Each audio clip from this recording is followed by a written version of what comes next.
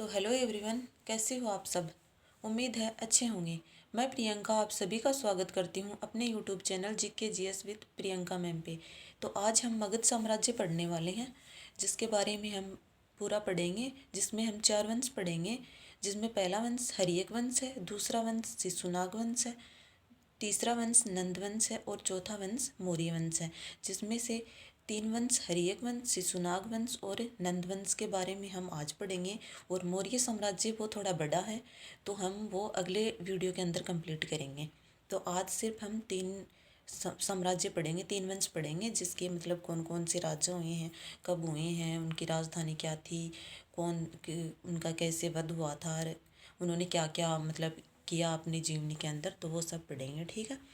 जिसमें मगध वंश के अंदर हम मगध साम्राज्य के विकसित होने व आगे बढ़ने के कारण इस प्रकार हैं। ठीक है। गंगा, यमुना व सोन, घाघरा जैसी नदियों के किनारे स्थित है। यहाँ के राजा बड़े योग्य थे। जो मगध साम्राज्य थे ना, वहाँ के राजा बड़े योग्य थे। यहाँ सेना आसानी से प्राप्त हो जाती थी। आसपास के क्षेत्रों के लोहा आदि खनिज आसानी से प्राप्त हो जाते थे, जिसके शस्त्र बनाने में आसानी होती थी। आसपास के क्षेत्रों में लोहा आदि खनिज आसानी से प्राप्त हो जाते थे, जिससे शस्त्र बनाने में आसानी हो जाती थी। ठीक है। इसलिए मगध साम्राज्य का ना विकसित साम्राज्य में माना जाता है। ठीक है।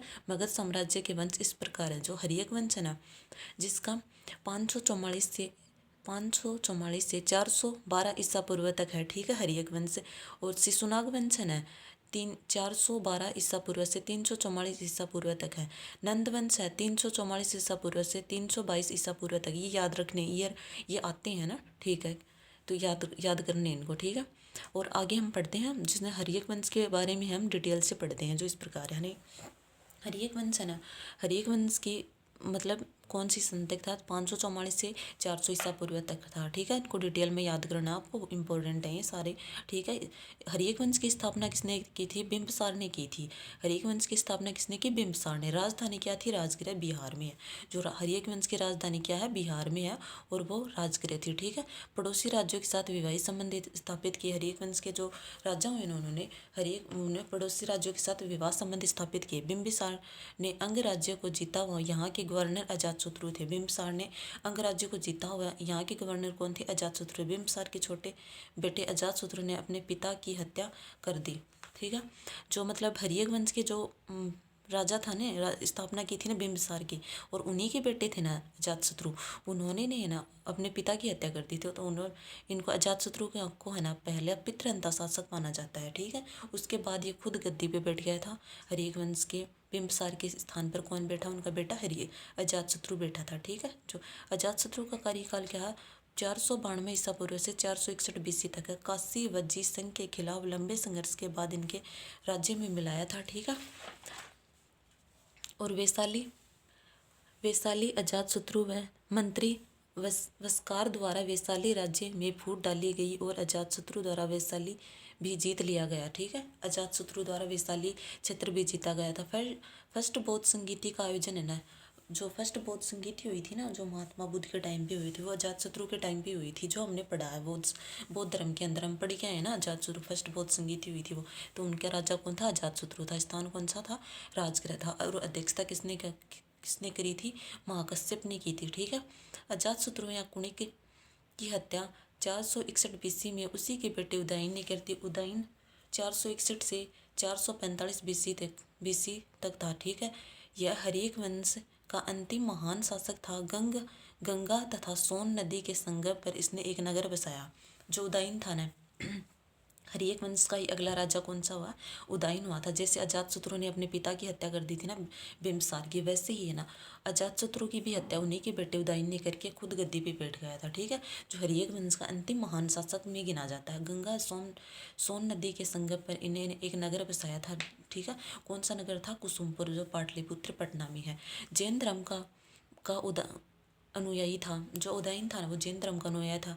हर्यक वंश का अंतिम शासक नागदशक की हत्या शिशुनाग ने कर दी। ठीक है, हर्यक वंश का अंतिम शासक कौन था? नागदशक। ये क्वेश्चन आया है, हर्यक वंश का अंतिम शासक कौन था? नागदशक था। और हर्यक वंश का अंतिम महान शासक के बारे में पूछे ना तो उदयन था। ठीक है, हर्यक वंश का अंतिम शासक कौन था? नागदशक की हत्या शिशुनाग ने कर दी थी। ठीक है, शिशुनाग वंश स्थापना शिशुनाग ने वज्जियों पर नियंत्रण करने हेतु पाटलिपुत्र के साथ वैशाली को भी राजधानी बनाया।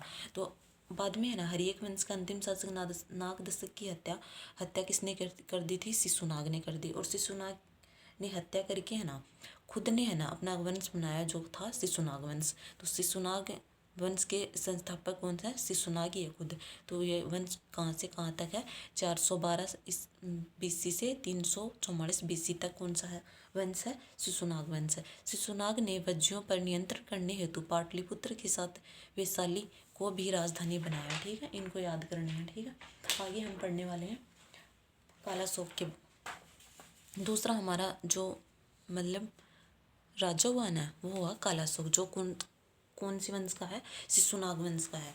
ठीक है, शिशुनाग वंश का कालाशोक है ना जो राजा हुआ है ना वो 394 से 366 BC तक है।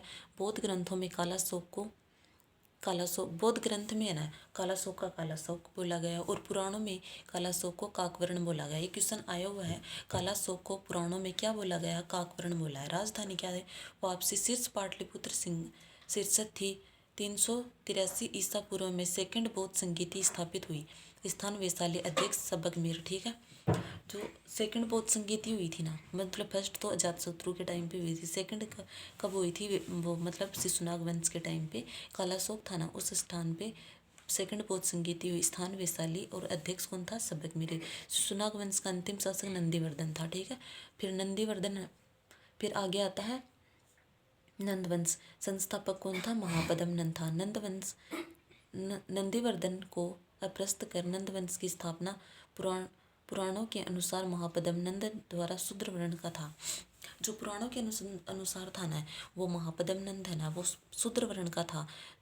सर्वसत्रांतक की उपाधि स्वयं प्राप्त की थी। जो नंदवंश का संस्थापक महापद्म नंद था ना उन्होंने सर्वसत्रांतक की उपाधि स्वयं धारण की थी। अर्थ शत्रुओं का नाश करने वाला उपाधि, एकराट सम्राट, एक छात्र, एकराट। ठीक है, नंदवंश का अंतिम शासक धनानंद। ठीक है, धनानंद को विष्णुगुप्त कौटिल्य की चाणक्य की सहायता से 322 ईसा पूर्व में चंद्रगुप्त मौर्य ने पराजित किया था। ठीक है, धनानंद को है ना विष्णुगुप्त कौटिल्य की सहायता से 322 ईसा पूर्व में चंद्रगुप्त मौर्य ने पराजित कर दिया। तो चंद्रगुप्त मौर्य ने धनानंद को पराजित कर दिया था, जो नंदवंश का था। फिर उसके बाद में कौन सा वंश आया? चंद्रगुप्त मौर्य ने धनानंद को पराजित कर दिया था। तो आगे कौन सा वंश आएगा? मौर्य वंश आएगा, जो चौथा वंश है। तो आज हम इसमें तो पढ़ेंगे नहीं मौर्य वंश को हम अगले टॉपिक में, अगले कल क्लास होगी ना उसमें पढ़ेंगे। तो आगे हम पढ़ लेते हैं छोटे छोटे फैक्ट हैं जो इस प्रकार हैं। भारत में विदेशियों का आक्रमण पढ़ लेते हैं। ठीक है, भारत पर आक्रमण करने वाला पहला विदेशी कौन था? ईरान का हक्कामनी वंश का संस्थापक साइरस था। ठीक है, भारत पर आक्रमण करने वाला पहला विदेशी कौन था? ईरान का हक्कामनी वंश का संस्थापक साइरस था। ठीक है, जो इस प्रकार है। ठीक है, और आगे हम पढ़ते हैं भारत पर सफल आक्रमण किसने किया था? भारत में पहला सफल आक्रमण किसने किया था? भारत पर पहला सफल ईरानी आक्रमण डेरियस सेकंड ने किया था। सिंधु नदी पर पश्चिमी इलाके पर सिंध जीता। जो दारा सेकंड था ना उसने सिंधु नदी पर पश्चिमी इलाके पर सिंध जीता था। ठीक है, भारत पर यूनानी आक्रमण, भारत पर किन ने यूनानी आक्रमण किया था वो इस प्रकार है। भारत पर पहला यूनानी आक्रमण करने वाला सिकंदर, जो अलेक्जेंडर द ग्रेट के नाम से जाना जाता। भारत पर पहला यूनानी आक्रमण करने वाला कौन था? सिकंदर द ग्रेट था, जिन्हें अलेक्जेंडर द ग्रेट के नाम से भी जानते हैं। ठीक है, सिकंदर 326 ईसा पूर्व में आया था।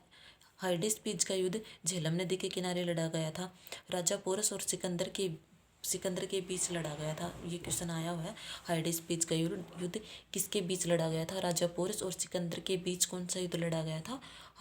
हाइडेस पीज का युद्ध लड़ा गया था, जिसमें सिकंदर जीता था। राजा पोरस के स्वाभिमान को देखकर है ना सिकंदर प्रसन्न हुआ और पोरस क्षेत्र है ना वापस दे दिया। मतलब राजा जो जो सिकंदर तो जीत गया था हाइडेस बीच का युद्ध, लेकिन है ना जिस शौर्य और बल के साथ है ना राजा पोरस अपने युद्ध के अंदर अपनी मतलब दिखाया था ना अपना शौर्य, उसके है ना प्रसन्न होकर सिकंदर ने है ना पोरस क्षेत्र है ना दोबारा उसे ही दे दिया था राजा पोरस को, ठीक है। उसने खुद नहीं रखा। सिकंदर के 2 नगरों की स्थापना की, नेकिया विजयनगर और बेक्कोफेला नगर की स्थापना की अपने घोड़े के नाम पे, ठीक है। व्यास नदी से लौटते वक्त है ना 323 बीसी में बेबीलोना में आधुनिक बगदाद में सिकंदर की मृत्यु हो गई। सिकंदर के बाद उत्तराधिकारी सेल्यूकस निकटर बना था, ठीक है। भारत में उन्होंने सिकंदर की मृत्यु के बाद मतलब बेबीलोना में सिकंदर की मृत्यु हो गई थी, आधुनिक बगदाद में, ठीक है। सिकंदर के बाद आधुनिक उत्तराधिकारी कौन बना था? सेल्यूकस बना था। तो इस प्रकार हमारा मगध साम्राज्य है ना कंप्लीट तो नहीं हुआ, लेकिन हमने 3 वंश आज कंप्लीट कर लिए हैं, जिसमें हमने हरियक वंश, नंदवंश और शिशुनाग वंश हमने कंप्लीट कर लिया है। उसके बारे में जो भी पढ़ना था हमने पढ़ लिया, और आगे हम पढ़ेंगे मौर्य वंश, जो हम अगली क्लास में करेंगे, आज नहीं करेंगे। जो भी इसके इंपॉर्टेंट फैक्ट थे, जो भी इसमें आने वाले हैं, वो हमने सारे कर लिए हैं इसमें। तो आपको पूरा वीडियो ध्यान से देखना है, और एक बार में वो समझ में नहीं आए तो रिवर्स करके देखना, और स्क्रीनशॉट ज़रूर लेके रखना आपको जो भी स्क्रीन पे दिख रहा है उसका। और अगर चैनल पे कोई नया आया है तो चैनल को लाइक, शेयर और सब्सक्राइब ज़रूर करना है। और इसी प्रकार की वीडियो आप और चाहते हो ना तो चैनल को ज़्यादा से ज़्यादा शेयर करना और लाइक करना, ठीक है। धन्यवाद।